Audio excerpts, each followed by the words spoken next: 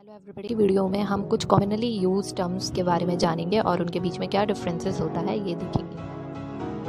Video के and में आपको बिल्कुल समझ में आ जाएगा कि ये टर्म कहाँ यूज़ करनी है और कहाँ।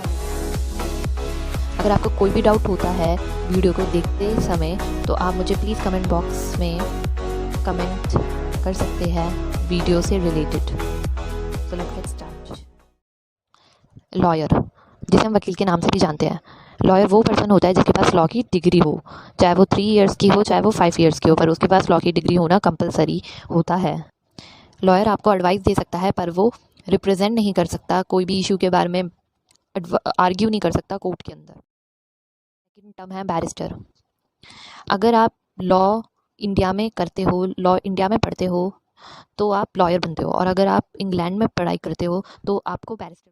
टर्म्स में डिफरेंस है बट उनका मतलब दोनों का सेम होता है। बैरिस्टर भी आर्ग्यू नहीं कर सकता कोर्ट के अंदर अपने क्लाइंट के लिए।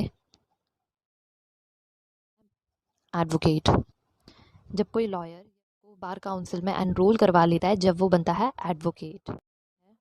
एडवोकेट को हम अधिवक्ता के नाम से भी जानते हैं।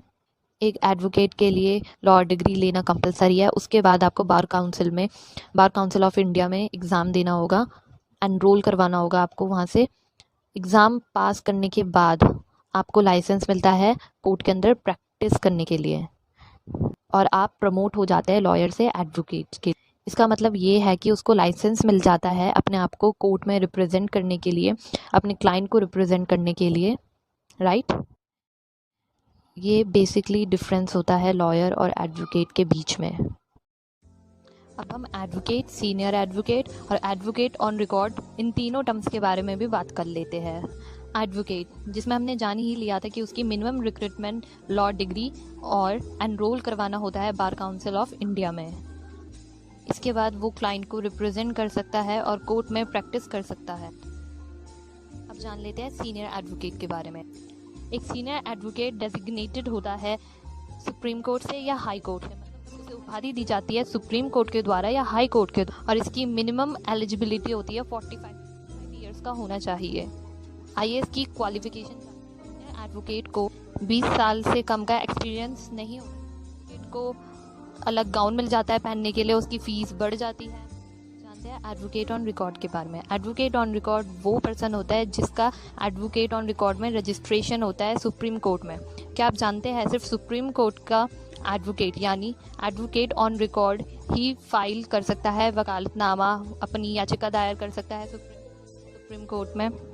अब इसकी एलिजिबिलिटी देखते हैं। कम से कम उसको 5 इयर्स का एक्सपीरियंस हो सकता है, 4 साल उसे किसी भी कोर्ट में प्रैक्टिस होना चाहिए और 1 साल ट्रेनिंग होनी चाहिए किसी भी एडवोकेट ऑन रिकॉर्ड के अंडर।